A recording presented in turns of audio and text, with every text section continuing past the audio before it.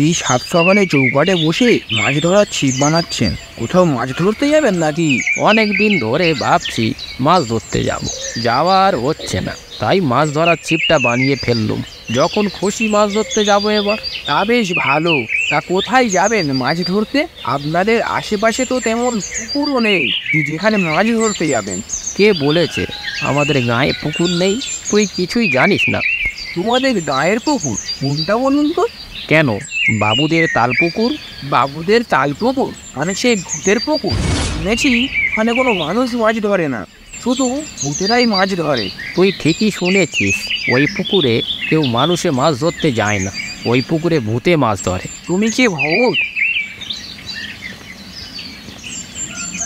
নজরবাবু ভূত সেজে মাছ ধরতে যাবে, তাহলে ভূত নজরবাবুকে চিনতে পারবে না। ভূত আর নজরবাবু একসাথে মাছ ধরবে।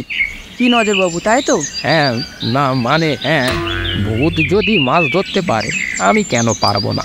ভূত যদি মাছ ধরতে পারে নজরবাবু কেন পারবে না? হরি, এই বাবুদের তাল পুকুরে ভূতেদের মাছ ধরা নিয়েও একটা রহস্য আছে।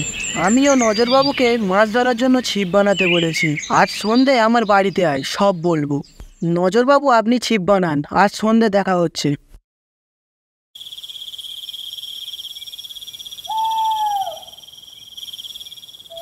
বুঝলে হরি, এতদিন তো গায়ের বাইরে অনেক রহস্য উদ্ঘাটন করেছো, এবার গায়ের একটা রহস্য উদ্ঘাটন করো। আসুন নজরবাবু, আপনার অপেক্ষাই করছিলাম। আমি তো কিছুই বুঝতে পারছি না।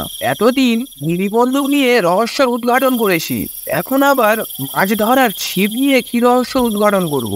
মাথায় তো কিছুই ঢুকছে না। ঢুকবে ঢুকবে, ঠিক ঢুকবে। পলাশ, হরিকে এবার সব খুলে বলো। এতদিন নজরবাবু কনফিউজ হয়ে পড়তেন, এখন দেখছি হরিবাবু কনফিউজ হয়ে পড়ছে। হরি, কি হলো? মাথায় কি কোনো কাজ করছে না? সব বিস্তারে আমার খুলে না বললে আমি কি করে বুঝবো? হরি নবদ্বীপের মহাপ্রভু স্থানে গিয়ে রহস্য ব্যাপারটাই বোধহয় ভুলে গেছে। ও বুঝেছি, আমি নবদ্বীপে দুনিয়ার ফিরতে গিয়েছি বলে আমি কি সাধু হয়ে গিয়েছি? অ্যাডভেঞ্চার রহস্য সব ভুলে গেছি?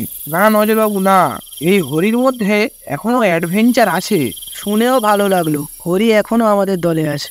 আমি তো ধরেই নিয়েছিলাম হরি এবার নবদ্বীপ গিয়ে সন্ন্যাস নেবে আর আমাদের ভুলে যাবে, তাই তো নজরবাবু? হ্যাঁ, একদম ঠিক। হরি যেভাবে আমাদের না বলে দুম করেই চলে গেল, আমাদের বাবাটা তো ভুল নয়। এইবার কিন্তু আমি সত্যি সত্যিই চলে যাব নবদ্বীপে সন্ন্যাস নিতে। নজরবাবু হরিকে সামলান, হরি কিন্তু রেগে গেছে। এবার খুলে বলুন, না হলে কিন্তু সত্যি সত্যি অ্যাডভেঞ্চার ছেড়ে সন্ন্যাসী হয়ে যাবে। অনেক দিন পর হরির রাগ দেখলাম। পলাশ, তুই দেখ হরিকে।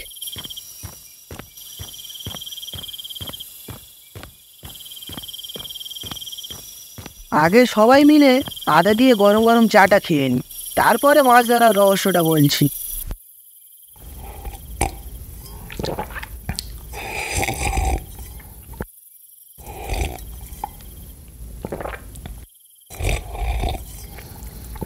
নজরবাবু কদিন ধরে বলছে নদীতে মাছ ধরতে যাব।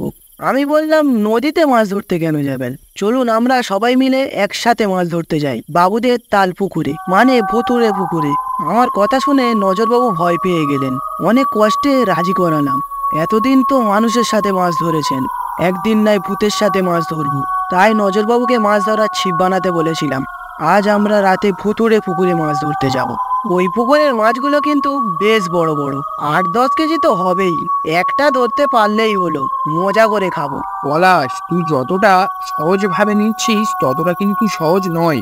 বাবুদের তাল পুকুর অনেক দিনকার পুরনো পুকুর, ওই পুকুরে ভূতের ভয়ে কেউ যায় না। আমরা যাব মাছ ধরতে, আর ভূত কি আমাদের ছেড়ে দেবে? তুই কি করে জানলি সত্যি ভূত আছে?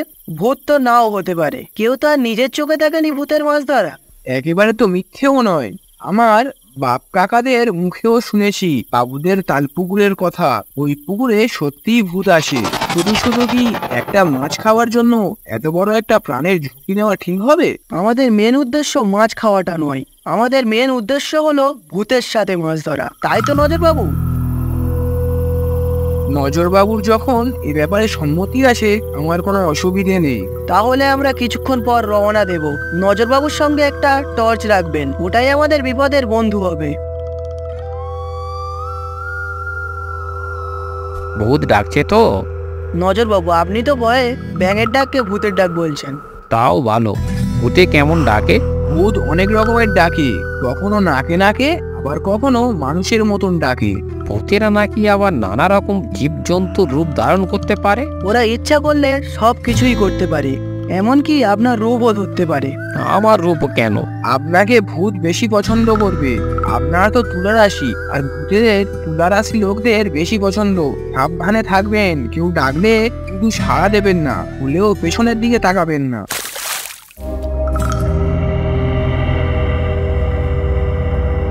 নজর বাবু, ভয় পাবেন না, আমরা তো আছি। ওটা ভূত নয়, বড় একটা মাছ লাফালো।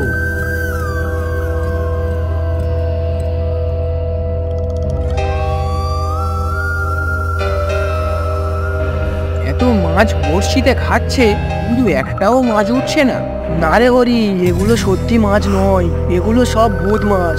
আজকের দিনটাও ভালো নয়, শনিবার। আজকে বোধ হয় আসাটা ঠিক হয়নি।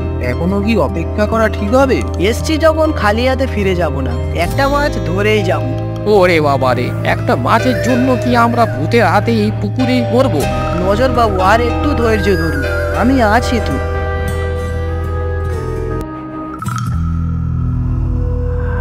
ওরে নজর বাবু, ওই দেখুন, ওই পারে দেখতে পাচ্ছেন? একটা বিধবা বুড়ি মনে হচ্ছে। আমি দেখবো না, তোরাই দেখ, ওইটাই ভূত। তাহলে সত্যি এই ভুতুরে পুকুরে ভূতে মাছ ধরে? আমাদের আর ভূতকে বিরক্ত করা ঠিক হবে না, ছিপ গুটিয়ে চলে যাওয়াই ভালো।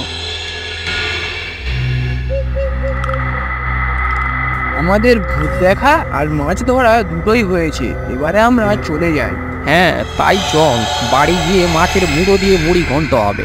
নজরবাবু, মাছের ব্যাগের মুখটা ভালো করে ধরবেন, না হলে কিন্তু ফসকে যাবে, তখন আর মুড়ির ঘন্ট খাওয়া যাবে না। এবার চলুন।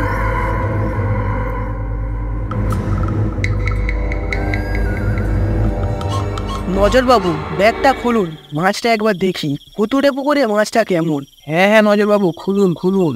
তখন মাছটা যেভাবে নড়াচড়া করলো, দেখে তো মনে হলো অনেক বড়। খুলছি, তোদের আর সহ্য হচ্ছে না। মাছটা নড়ছে না। আর কতক্ষণ নড়বে? আপনি যেভাবে মুখটা টাইট করে বেঁধেছেন, এতক্ষণে হয়তো বেচারি শেষ নিঃশ্বাস ত্যাগ করেছে। সে কি, মাছ কই? ব্যাগে তো একটা বড় পাথর। কি বলছেন নজর বাবু? আমরা তো মাছ ধরলাম, আর বাড়িতে আনতেই সঙ্গে সঙ্গে পাথর হয়ে গেল। এটা অসম্ভব কিছু নয়, আমরা যে মাছটা ধরেছিলাম সেটা আসলে মাছ ছিল না, ভূত ছিল। ভূত ভূত। ওমা, সে কি? আমরা তাহলে যে মাছটা ধরলাম সেটা মাছ ছিল না, ভূত ছিল? হ্যাঁ, ভূত ছিল। নজরবাবু, এবার এই পাথরটাকে নিয়ে চলুন, আমরা নদীতে ফেলে দিয়ে আসি, না হলে এই পাথরটা আবার ভূত হয়ে যেতে পারে।